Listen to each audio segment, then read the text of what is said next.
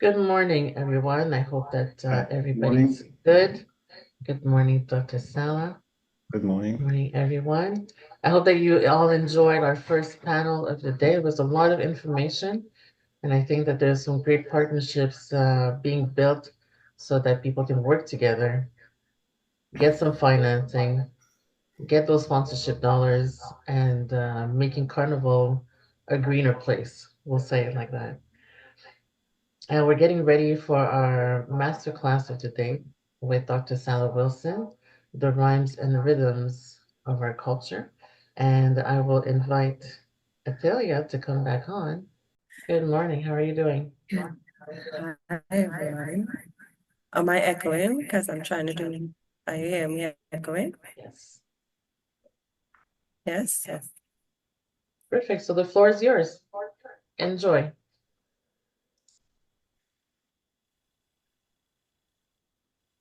Hi, everyone. So it's been amazing listening to all the conversation that's been happening thus far. And I must say that we as a people, we are very much diverse in everything that we do, and we are very knowledgeable. We have so many years of experience. And this, more than anything else, is also intriguing and also another part to play on what else can we learn here today at the Carnival World Summit at this very moment. Let me get into my next guest for my masterclass. So today we are talking about rhymes and rhythms, and it's a breath and pulse of the culture, what we are here talking about currently. So, ladies and gentlemen, it is an honor to introduce today's masterclass speaker, a true cultural custodian and storyteller, Dr.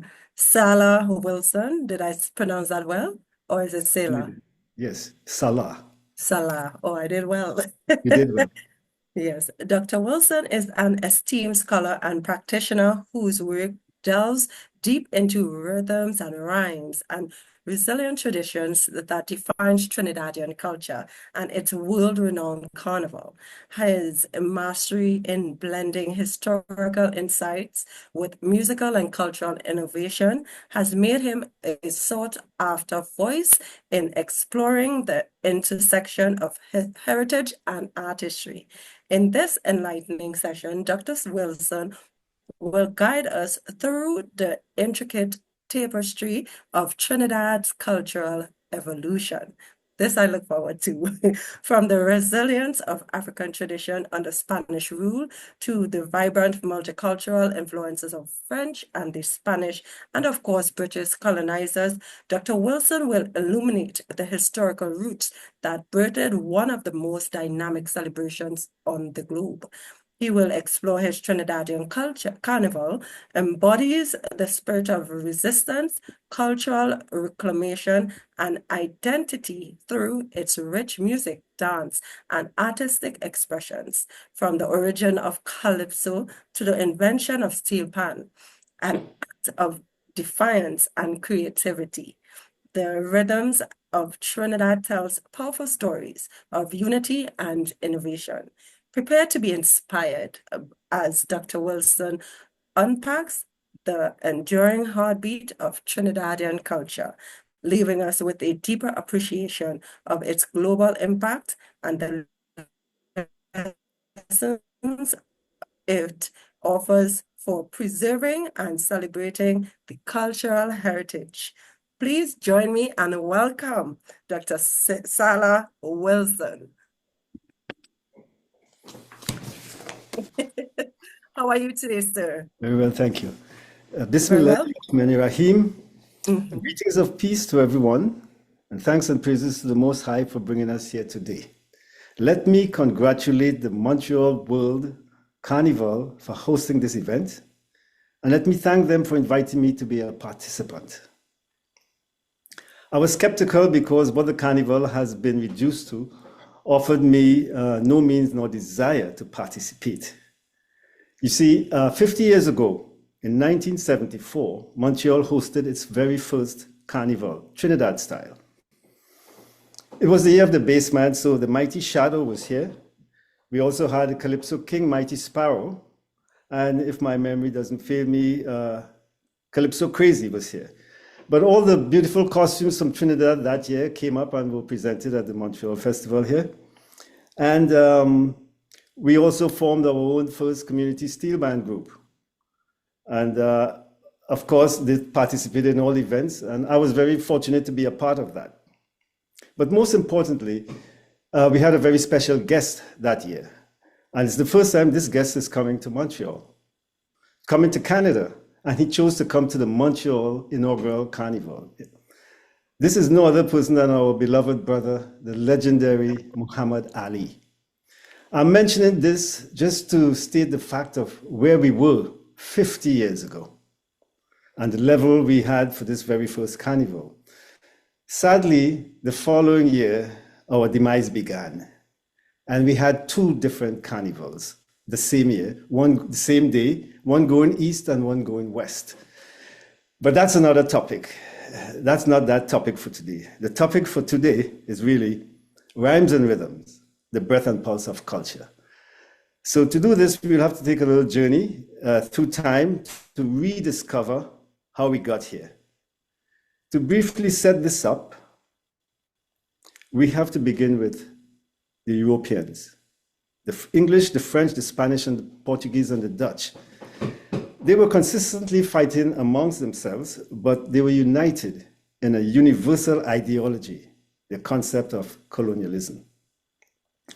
Colonialism, the policy of practice of acquiring full or partial political control over another country, occupying it with settlers, and exploiting it economically. This is a definition from Oxford, but there are other definitions. The control, subjugation, occupying the land, enslavement of a people, exploitation, extinction of a people, indoctrination, genocide, apartheid, and ethnic cleansing. These are some of the trademarks of colonialism. So we have to look around the world today and see if this is still in effect. If it is, it's very sad. So centuries of colonialism. No one is free until everyone is free. So while we do our carnival, I want us to remember that. The Europeans were determined to colonize all non-European nations. They had extended their colonies to India, Asia, Africa, and were now looking towards the newly discovered West, the Caribbean, North and South America. They arrived in the Caribbean in 1492. For the first 100 years, the indigenous peoples of the Caribbean, North and South America felt the brunt of this colonialism. They were literally wiped out in some areas, like the Caribbean. In North America, those who survived were placed on designated areas called reservations. However, the colonizers realized that the true wealth was not to be found in the gold and precious jewels they sought, but rather the richness of the fertile land. So they devised a plan that would supply cotton from North America, coffee and cocoa from South America, and sugar from the Caribbean. These products would be supplied to Europe. The indigenous people were not able to provide the arduous labor required, so they looked forward towards Africa for that resource, the colonizers. They were all Christian nations, and they knew that chattel slavery was abhorrently wrong, which is the practice of total ownership of one person over another as a form of commodity. Yet they opted to practice this heinous form of slavery. They brought the African people and dispersed them to North America, South America, and the Caribbean. And this is where our story begins.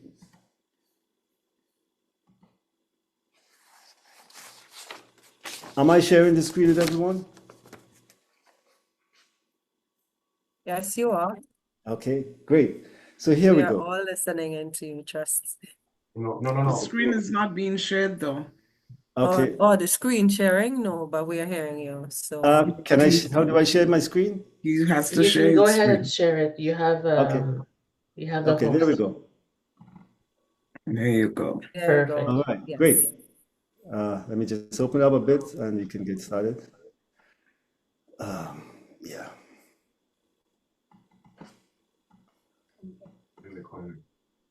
Okay. Is that all right here? Okay, so here we go. Trinidad, unlike Barbados and Jamaica, did not see much of the enslavement of the African until the last 50 years of slavery itself. Trinidad was under control of the Spanish from 1498 until 1797, a 300-year span. Yet the island had only a limited number of enslaved Africans during that period when compared with the other islands. Barbados was the prize of the British, the prize colony, and likewise Jamaica. The French had Haiti and other islands, and Trinidad was merely used as a port for Spain, as it was the transfer point to the mainland, now Venezuela.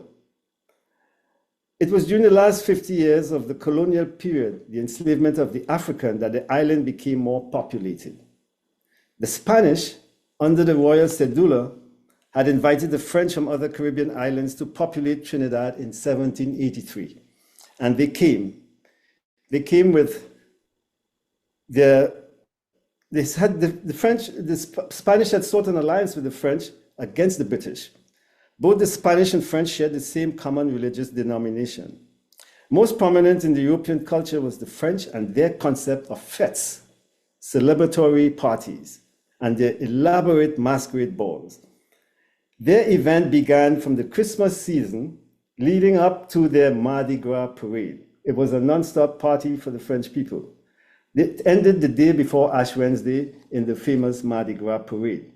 So this was all the French, what they brought to Trinidad. They were great planters, and they came. In the pre-emancipation period, the French were the only participants in this parade.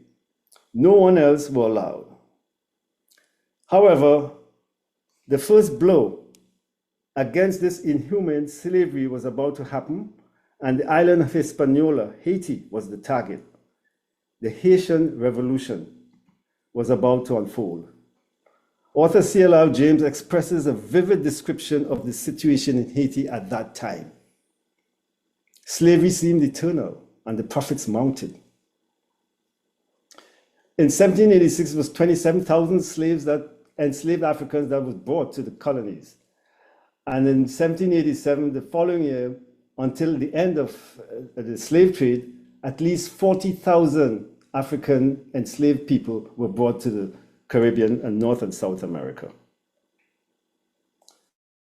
However, by 1797, the Spanish surrendered the island to the British.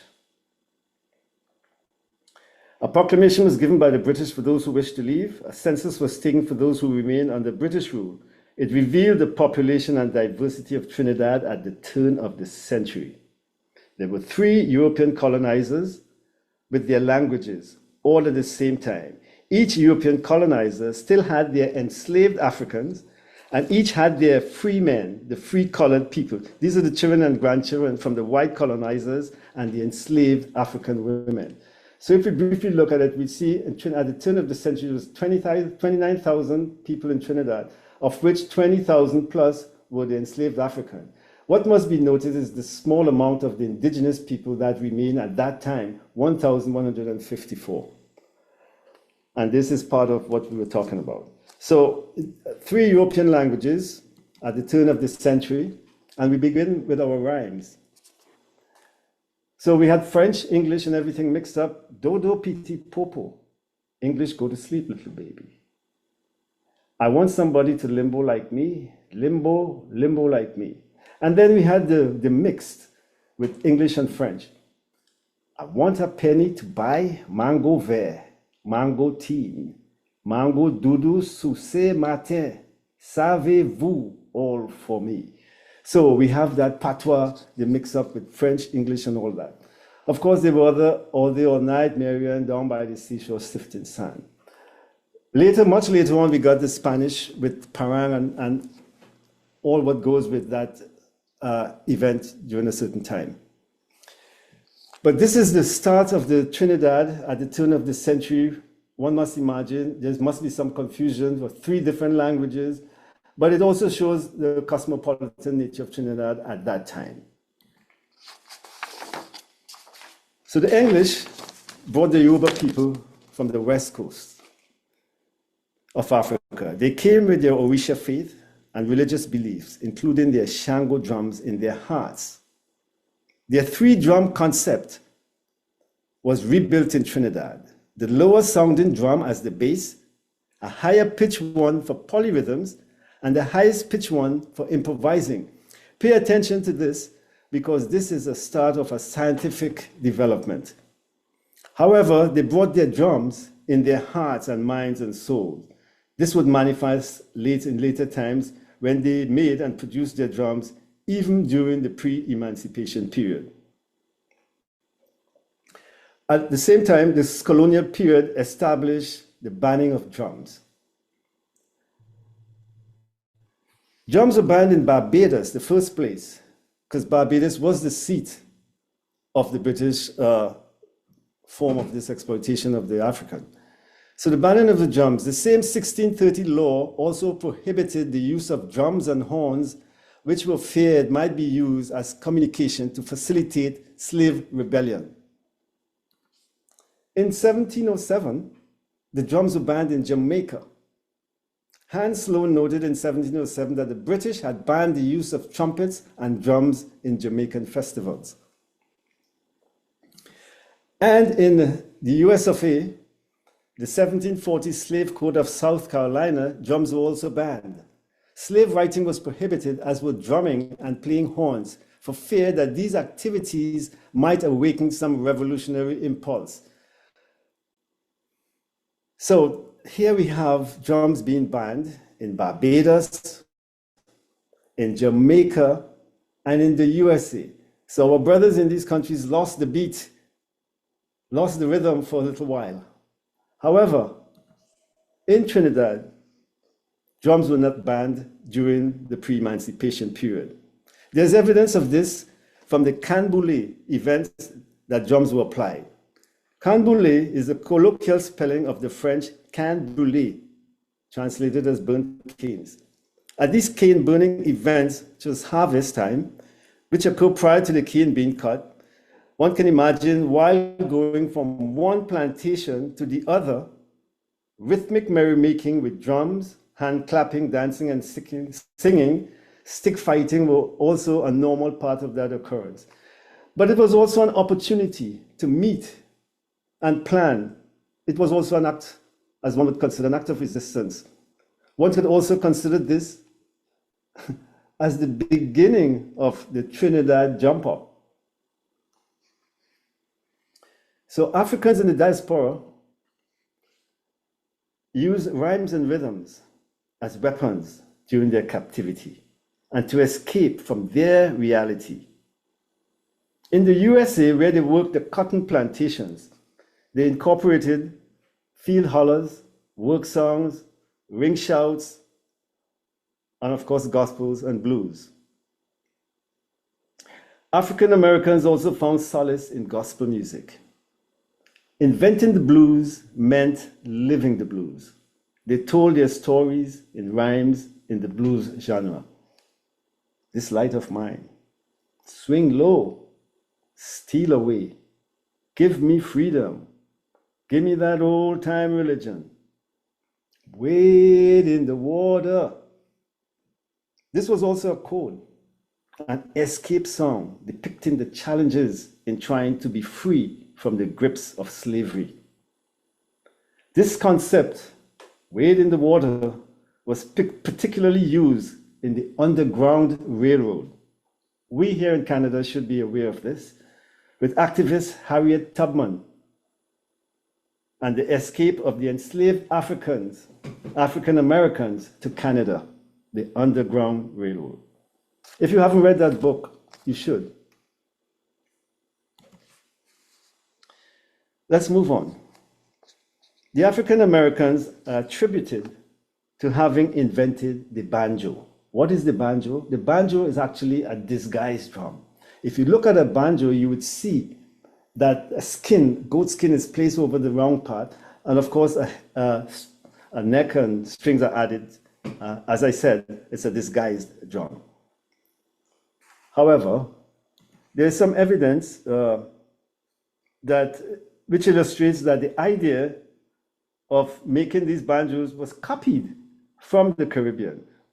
The banjo has a concept from a drum, but with a neck and string added. It was their rebellion against the banning of the string drum. They made a disguised drum.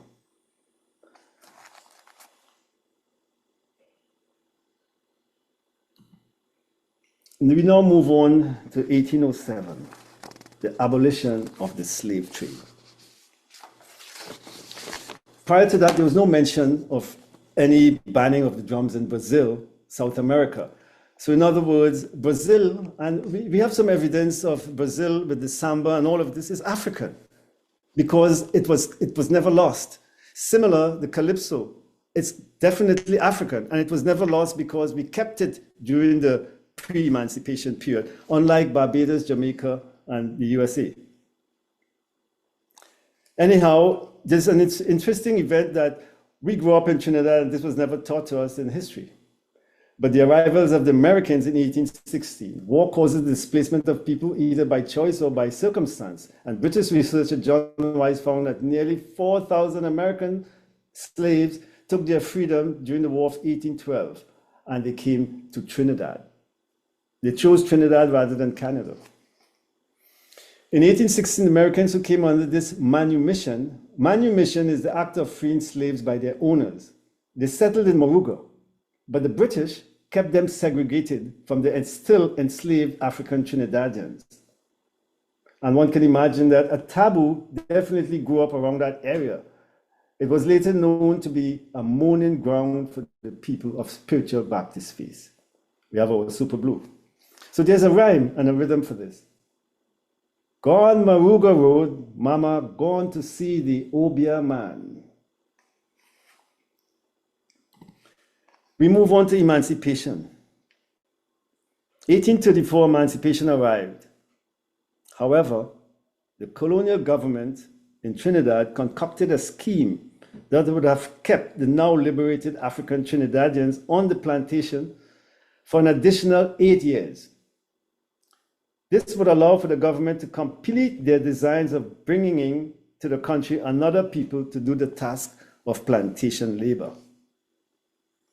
So it was abolished in the British Empire in 1834. Sadly, in the US of A, they would have to wait another 30 years and endure that enslavement until it turned out to the American Civil War. But in 1838, African Trinidadians walked off the plantation. Some 250 years had gone by of the enslavement of the Africans and their dispersal to the Caribbean, North America and South America. In the USA, the enslavement of the Africans would continue for an additional 30 years, culminating in their civil war. But African Trinidadians would literally marching to their own drum beats when they simply walked off the plantations in 1838. I want to remind everyone that 2038 is 14 years away, and that would be 200 years since we walked off the plantation. We should take a note of that because something should be happening. But walking off the plantation, this was the first decision that this now liberated African Trinidadian had to make. Walking off the plantation also meant walking off the land. Yes, walking off the plantation meant walking off the land. And there's a repercussion that is being felt today, 2024. From walking off the land. After 1838, African Trinidadians began celebrating emancipation. What a great thing. What a great thing to celebrate emancipation. And this is some of the depiction of how we did it. Of course, there was the stick fighting. Then there was this Kalinda dance. Very interesting. And also still walkers, which we call Moko Jambis. But these are still part of the carnival that we do all celebrate. Meanwhile, the French had their a depiction of the French Mardi Gras. And again, the enslaved Africans were not allowed to participate in this at this time. But after 1838, and we started celebrating our emancipation with our own parade, they reenacted the candomblé rituals and satirical mimicking of the enslavement period and other topics. So we move on. From around 1845, the English colonizers looked across the horizon and brought people from another of their colonies, India. They could not have brought them as enslaved Indians because they had recently abolished the enslavement of the African a decade ago. So the English came up with another scheme, another plan. They would refer to the Indian population as bond servants. They obviously made some agreement, quid pro quo. Unlike the Africans, the Indians were allowed to pack their belongings. So they came with their languages, their religion, their culture, their names, their musical instruments, including skin drums. So now we have new rhymes and rhythms, which add to the complexities of Trinidad as the beat goes on.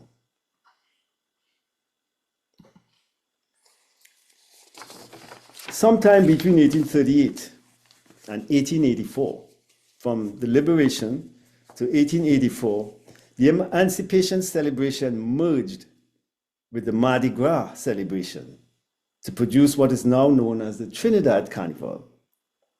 After emancipation, there was less control of the African Trinidadian getting involved with the Mardi Gras parade.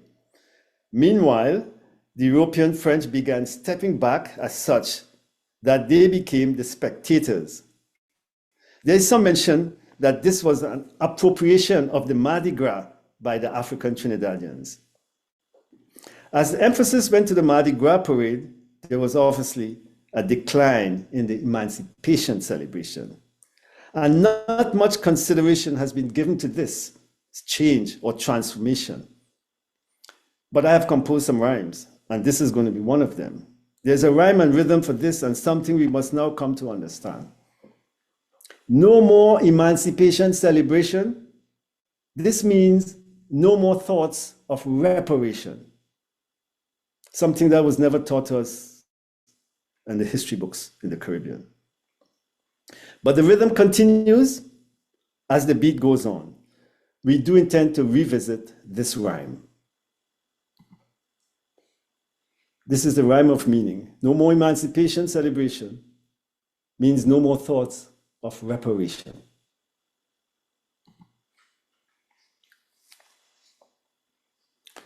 There were incidents which led to the Peace Prevention Ordinances of 1884. One of them was an altercation with the police authorities and the stick fighters, with the stick fighters getting the better of the police who did not have their guns at that time. Drum playing was also a natural part of the culture of stick fighting. A temporary ban was placed on these activities. However, around the same time, another incident occurred when a group of Muslims who had nothing to do with stick fighting and was celebrating a religious observance, and they came out playing their skin drums, tassa. They were shot down by the police who had their guns this time. It was known as the Jose Massacre. As we can see, it took place on October 38, 1884 in San Fernando, south of Trinidad. At the Jose procession, the local name for the Shia festival of Muharram, which had been banned, they had been banned from entering the town. So the drums were now effectively and officially banned in Trinidad. It was not banned during the pre-emancipation, but now, 50 years after emancipation, the drums are banned in Trinidad.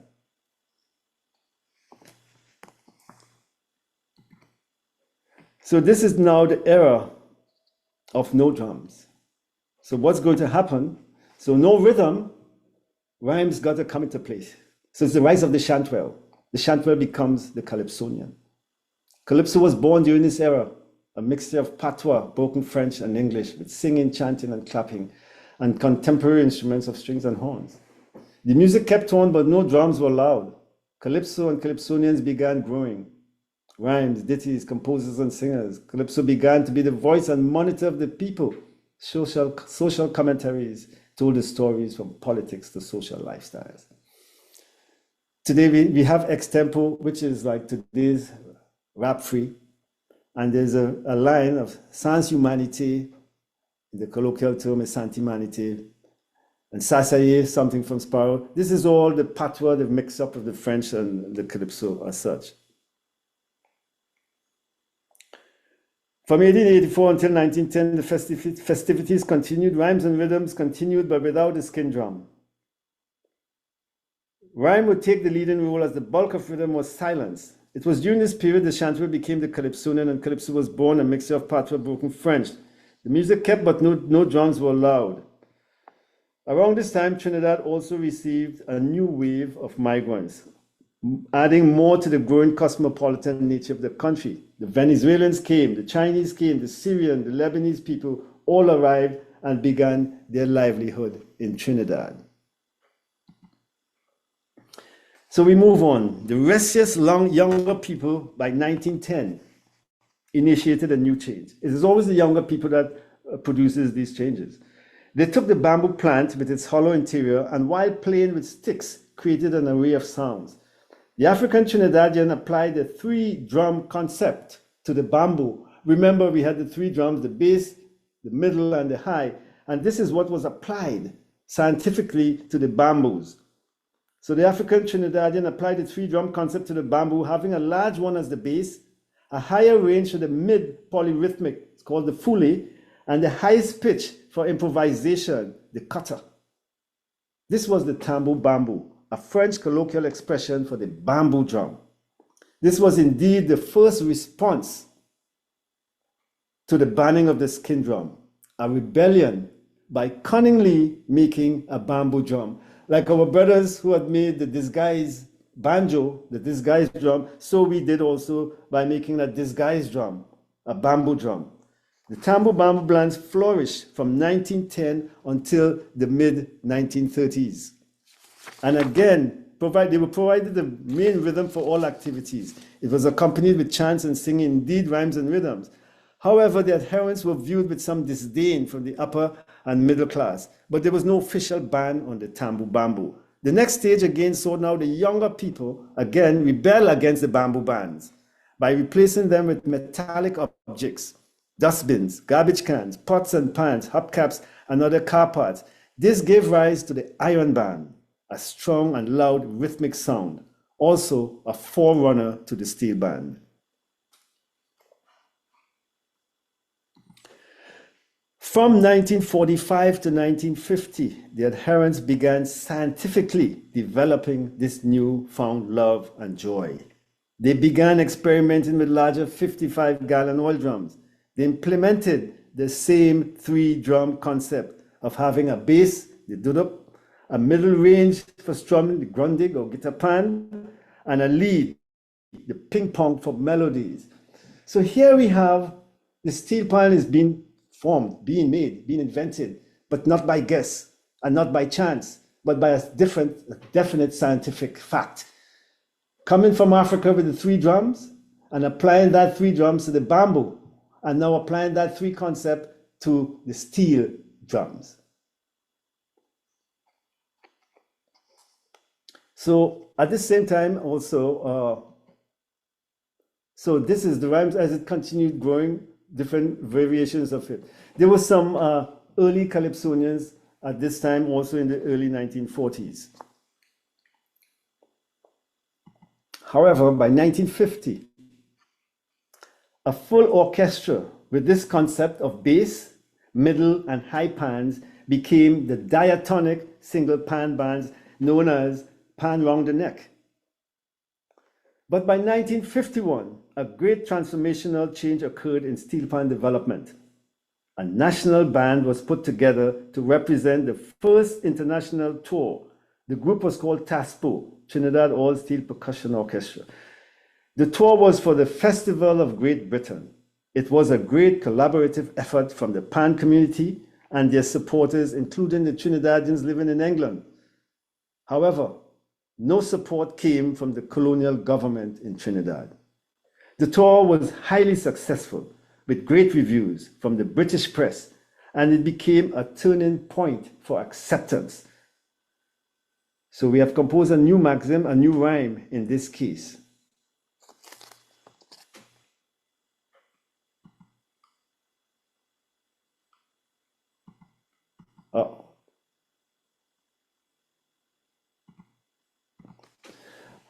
A new song, the British Press, Rhymes and Rhythms.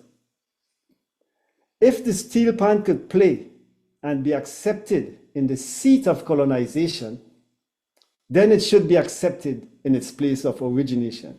So we have to remember the very early part that the steel pan was looked down upon with disdain from the upper and middle class. So this was a great opportunity of going to England, the seat of colonization, and being accepted there. So if the pan could be accepted there, then it should be accepted in its place of origin. So this is a great boost for the steel pan movement at this time. However, one of the greater achievements in this endeavor, in my opinion, is the fact that the tuners converted the diatonic steel pans to chromatic musical instruments, tuned in the 12-tone system of Western art music, WAM. Orchestration of a complete soprano, alto, tenor, bass, SATB. This was a complete family of musical instruments, the only complete family of musical instruments invented in the last century. A remarkable achievement and contribution to the world of music from a little island called Trinidad, and by most prominently, the descendants of the enslaved Africans of Trinidad. Trinidad is mixed up, so as we can see from the very beginning. So a lot of everyone has contributed to this, but predominantly it was the enslaved Africans of Trinidad with the concept of the three drum that produced now the steel band. As we move on, it became more popular and a lot of people started taking up the steel pan. Many people are unaware that the US Navy in 1953 started a steel band group, and they only disbanded in 1999. And from what I've read and heard, 365 days in a year, and they had more gigs than 365 each year. So it's very interesting. But they were not the only ones to capitalize on steel pans. Oh no, we have the Andrews Sisters here with their rum and Coca-Cola, with their plagiarized hit in 1953. And of course, there's a rhyme for this. Rum and Coca-Cola, down in Point Cumana, both mother and daughter working for the Yankee dollar. Very interesting. Calypso started becoming very, very popular across the globe. Internationally, a lot of people taking up Calypso. Many people are unaware that the first $1 million album to be made was actually a Calypso album by Harry Belafonte. Calypso was the name of the album. It is the third studio album by recording artist Harry Belafonte, released by RCA Victor LPM 1248 in 1956. The album became his second consecutive #1 album on the Billboard Top Pop Albums chart, where it peaked for 31 weeks. Calypso was the first long-play record album to sell over 1 million copies. Yes, that's how popular Calypso was. In addition, we have had some great performers of this, including the Duke Ellington, Charlie Parker,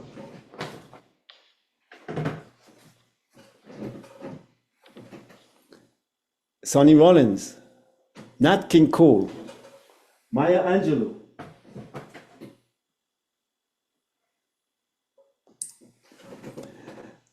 Marvin Gaye, and Mr. Louis Farrakhan. You can get these links and you certainly can check them out. What I'd like to do is just give a little bit of what Duke Ellington played in this limbo jazz. So I'm going to do a live performance of that, just a couple minutes, and also Sonny Rollins, St. Thomas. So let's hear what happens with that. Hope it works.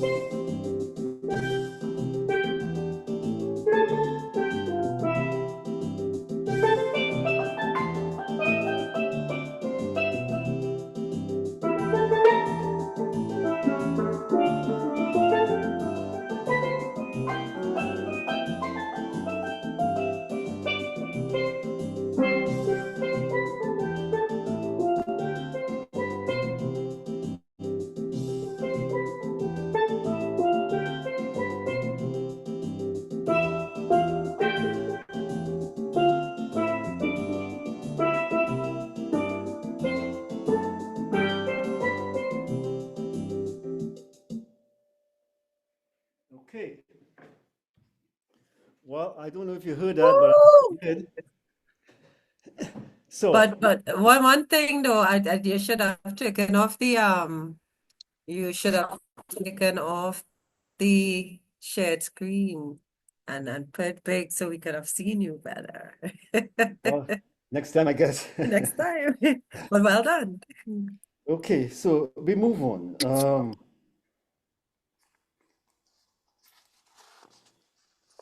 The steelpan music kept on spreading throughout the Caribbean, North America, and Europe.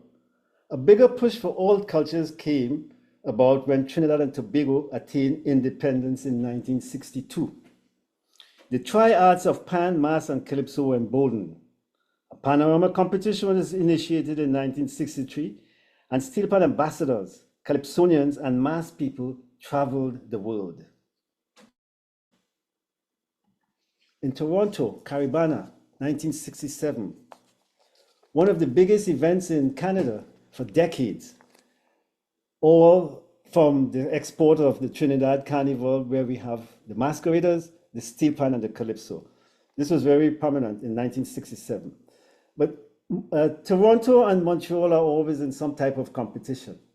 In Montreal, however, in Expo 67, the World's Fair, the Montreal World's Fair labeled Expo 67 provided an international platform and forum for the triads of Pan, Mas, and Calypso. Even recently here in Montreal in 2024, I played at an event and I met up with some old guys, some old jazz musicians and old guys, people my age anyways. And they had been to the Montreal Expo 67 World's Fair. They spoke of after going one time to the Expo 67 site, after visiting the Trinidad Pavilion, they would always return there at each visit because it was the only place that had live entertainment of steel pans, mas, and calypso. It was the most visited site at any given time. But if we look on the screen, we see 3 steel band groups at the Expo 67. There's a whole history about this, but we can't get into it. But the very first group on the left here, it's the Exponents. These are guys from Montreal still. They call themselves Playboys. They still exist today. They still perform. In the middle, this group came originally because, in a quick sense, that the government wanted to be sure that this group would remain. So they took together the defense forces, the police, the Coast Guard, and the army, and put together this group of exponents. Of course, there was a protest, and the group in the middle is the professional, the Trinidad National Steel Band, and with George Goddard at the helm there. And a lot of great people we know, Bobby Mohammed there. We have our own Smokey from Toronto, may he rest in peace, is among them there. And the final picture, it's a group called SO Tripoli. They came and they were also on tour because, as we mentioned, a lot of steel band ambassadors were happening. And the fortunate thing is that they met up with Liberace, who took them on a 3-year tour of the USA, all the major places, TVs and hotels. It was so good that it ended up in 1971 with SO Trinidad Steel Band being given a Grammy Award nomination in 1971. It's the first time a steel band group has attained such a high level of information. So yes, so we move on nevertheless. The Montreal, from 1970 onwards, we saw a greater push of improving the quality of the instrument. The tuners developed harmonic tuning using the overtone series. The instruments were now chrome-plated, giving it the look of the saxophones and other brass instruments. Additionally, new styles of pans were also invented during this period. There were iconic songs by pan men composing their own music. Pan on the Move by Ray Holman was an anthem for steel pan development musically. Throughout the 80s and 90s, the public was fed with iconic songs, arrangements, and performances. There was the natural international marketing of all cultures from Trinidad, as most Trinidadians took all their cultures to every area of the world. These cultural expressions of Pan, Mas, Calypso, and the panorama competitions have now expanded to include soca and chutney. They are now cornerstones of activities throughout the Caribbean. Many North American cities of Canada and the USA, you can go to any of these and you will find the the culture from Trinidad with Pan, Mas, and Calypso happening in all these places. In European countries of England, France, and Germany, many African nations, Asia, Japan, China, Australia, even in Oman in the Middle East, we have a steel pan group happening. I brought this up here on this slide to give reverence to these bards of Calypso. The Lord Kitchener, the mighty Sparrow, the mighty Shadow, and Chalkers. Kitchener and Sparrow were two old stalwarts, and Shadow came in from 70s and made a big difference. And of course, Chalkers is the voice of the people. We have some more things that were happening here. The panorama competitions spread all over. This is our own Montreal panorama competition. But some new things have happened in the last few days that I just decided to mention. In 2023, the UN designated August 11th as World Steel Pan Day. In 2024, the steel pan became the national instrument of Trinidad and Tobago. And also in 2024, the steel pan now replaces the ships on the coat of arms of Trinidad and Tobago. This is very progressive at this time. The culture continues to spread. Indeed, rhymes and rhythms, the breath and pulse of the culture. But as mentioned, we have to return to our rhymes. The rhyme of meaning. What we need to understand, no more emancipation celebration means no more thoughts of reparation. We need to wake up. We have fallen asleep into just playing Mas, Pan, and Calypso, and preparing for the next year of Mas, Pan, and Calypso. We have put everything into the French Mardi Gras parade, and this is what we celebrate. But we have forgotten emancipation in the true sense.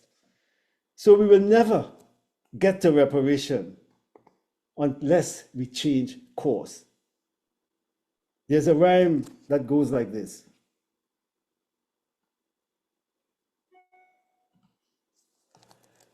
They allowed the African Trinidadians to take over the Carnival celebrations. This kept them so busy preparing and playing that they have forgotten emancipation. If they continue this way, they will never come to realize reparation. They need to be taught what should have happened after emancipation. Here's a suggestion, and I want you to pay attention to this. All that is done for the Carnival celebration, the Mardi Gras Carnival celebration, should be repeated at a different time of the year. This includes all competitive shows of panorama, calypso, mas, chutney. However, the theme should be emancipation, reparation. The Calypsonians must use their rhyming ability to tell the stories of pre-emancipation and post-emancipation. Likewise, the mass people with their costumes. You have a lot of material and history to research from pre-emancipation to the post-emancipation. You have a lot of material there. The challenge is to make the goal a reality and speak about reparation on every platform and do something that would promote it. My brothers and sisters, let us not leave this act to our children and grandchildren to speak about reparation. Every platform we get to have a say, let us tell one of the greatest stories ever told. We need to speak about emancipation to get to reparation. This way, we keep the rhyme and rhythm going. The true needed breath and pulse of culture is emancipation, reparation.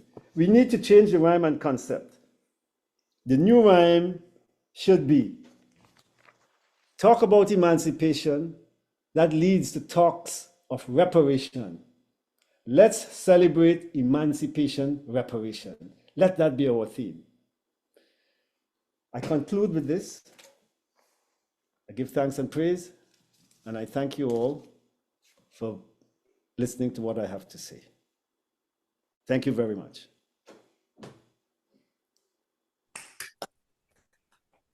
Thank you very much, Dr. Wilson. When I tell you it's so impactful, so much to take in, so much information, I feel as though that now I could tell somebody more of our history because I'm from Trinidad and Tobago like yourself. I got to learn some things that I thought I knew and the insights of it, how things started, some things that I too would love for my parents to know, my mom actually, because what happened is that we have something called John John Day. And because that is where I'm from originally, that's where the heart of the steel fan, the man Of course. himself came from my Of course. community, and we actually Behind the have a bridge. committee. From behind the bridge. Yeah, so like listening to you talk, I really enjoy. I was like, right. So I feel as though like I have things that I could talk to my mom and the other persons in our group about because we are so much Alhamdulillah. sticklers for creating culture within the community and hearing you talk so not just fluently but in depth with going into certain things our culture. And I think these things should be more in our social studies books, so much more in our history books, because we would like to harness and own our Creole, because we hear other persons talk about it. We hear other races and religions hold on to what they are doing. And we as Black people, we tend to stray from because it's something that's kind of being dodged and looked at, kind of hindsight. And I love the fact that you went in depth and you actually taught something today. So if you must know, I left with some nuggets from today, and I thank you for your time as well. Alhamdulillah. Thank you very much.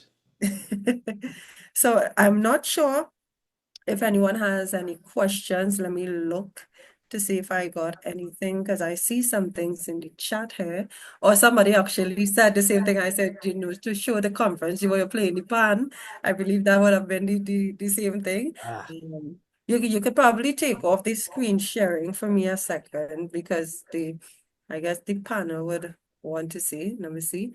You should right click on the window. Or that would have been from before. okay. Yeah, so I think you go on the screen sharing. I believe it would be the right of your screen. Yes, the red button that Yeah, says stop share. stop sharing. Yeah. Red button on my screen. Okay. Upper right-hand corner. Upper right hand. Upper right. Okay, yeah. Mhm. So I click on that. Yes. No, not And this Like one. that? No, not that one. oh, It comes from the Zoom screen. The Zoom itself. It would say, well, It's is there usually anyone at the who is bottom of the confused with screen. the Oh, Zoom? that's it. That's oh, usually green. stop Yeah. share. Is that it? Yeah. Yes. Stop share. Okay, here we go. There There we There go. we go. we go. Right. Okay. So, let me see, let me look in the Q&A. Yes. We have someone, Sarah Perryton, she asked, well, thank you. In fact, she said, thank you so much. I love your presentation. Did you talk about that to your people in Trinidad? If yes, did they decide to work on that? Very good question. And I appreciate that question. Did I talk to my people in Trinidad? I'm going to be talking with them. And this is part of talking to them because I did send this link to many of them in Trinidad, including Trinbago. So I don't know who looked at it, but I did send it to quite a of my friends in Trinidad around the globe. So I'm hoping that this is definitely a conversation that we all should be having. And I'm hoping then that to do more promotion of this concept of emancipation, reparation, as should be our carnival. And I'm going to promoting that 100% and definitely, yes. Did you have a conversation with the Emancipation Support Committee on this information as well? No, I did not, but I'm certainly looking forward to meeting up with whoever and however, and certainly I want to be I may involved know in that discussion. somebody. Okay. I may know somebody who you may know Okay. or want to speak to. Because again, even if it doesn't go that way, I think the tourism minister should even incite on hosting one or two conventions where we could actually talk about Black history in Trinidad and Tobago and actually promote it a bit more, because I believe it should be something that we should look deeper and delve deeper into, because I mean, with all this information, without knowing and without understanding where you're from, your roots, and understanding your background as a person, I believe we are missing who we truly are. So thank you so much for your information, Dr. Wilson. Well, we have a saying, if it's nice, we should do it twice. So if Hey, you like this Mardi Gras Carnival so much and you find it so nice, why don't we go back to our roots and do our emancipation reparation now and make that a bigger carnival than the Mardi Gras? I'm but for I that. believe during the course of emancipation itself in Trinidad and Tobago, the marches are done really better now compared to so many years ago. But I believe this should also incorporate in this time, because I mean, to take away naturally from the actual carnival, I think we'll be missing the essence of it and dress code, and I think we'll be it's kind of taken from what you have in conceptualized, if you must say. However, I believe it has a place for it, and I think it would be then, because that way, you know, everything is actually surrounding that kind of information, knowledge, and even teaching as well, because I believe it's also a teaching moment every time it emancipation comes around. We see the villages, we see the incorporation of different lecturers come to Trinidad and Tobago, different persons who have doctorates throughout the world, who come to share knowledge and inspire others to become their own personal historians as well. So I think there is a platform for it. It's just for you to actually meet the right persons for it to actually not just probably just find a foundation for it to be something built on. So if I don't know. I'd like to add that coincidentally enough, August 1st is Emancipation Day in Canada, I see. and Why not? coincidentally, Toronto Caravana falls on that same weekend. How do I know? That's my birthday weekend. So so that's like, so again, it's something that may be spoken about, maybe a band could be focused more towards maybe representing more of that, making gradual changes, because again, they happen to be falling exactly at Emancipation Day, and what better time to educate people than during that time? Very true. So that could be It should be something that, universal. It should be you know. universal. It should Definitely. be, and I agree. And Dr. Wilson, I can't say, because reading your bio and seeing how you perform and do the things that you do, and you're really actually you're just knowledgeable about all this information. I believe you actually deserve a moment to be able to speak highly about all these backgrounds, all this information, all the intricate parts of who you are, who we are as a people, and I believe you deserve your extra moments on it. And I know for sure that the history on pan and seeing that you play the pan so well, because you melody like that though, very well done. So I believe the conversation need to be had, and it will be held for sure. So We let have me time get for one back. last Go ahead. question, and then we'll take a little break. So, let me see, someone who's anonymous. Yesterday, David Rudder's son got, oh yes, to Rhodes scholarship to do his master's at Oxford. How do you feel about that? Can you repeat the question, please? David Rudder's son, Yes. he got a Rhodes scholarship, and he is doing his master's at Oxford University. So the person, I guess they want to know how you feel about someone like David Rudder and how his children are actually pushing forward to do their studies, doing their masters, I Well, believe. education is the key to opening all doors. So David Rutherson, congrats. Congrats to his father, David, and to him. And continue. My advice, please continue and go as far as you can. Don't stop at the masters. Get to the top of it, because that's what we need. We need to have educated people in this same carnival thing. and more people can do that, it would only add to make it better. So yes, I support him and I give him my all the best to him to go forward. Certainly. Good job. Thank you so much, Dr. Wilson. Tony or Lorraine? I'll lead us out. Thank you, Dr. Wilson, for that very, very educational, historical, and musical journey. I think that it lends itself to a place where all of us from the Caribbean should do a little bit more research as to who we are and where we come from, not just from our family lineage, but just a bit more from even our beats and pulse. Thank you. Thank you. So that'll end our session for this, and we will be back in about 10 minutes. In about 15 minutes or so. So let me again just thank the Montreal Global Carnival. I want to thank Gemma. I know Gemma was behind this to try to get me involved here. And we go back. Gemma was there for the first carnival, so Gemma knows what I'm talking about with Muhammad Ali. So very few of us are in here, but we know. And if there's any inspiration, we have something, a level that we can try to get back to. And that's very important. So thank you all very much. And it's been my great pleasure. Thank you, Salah. Thank you so much.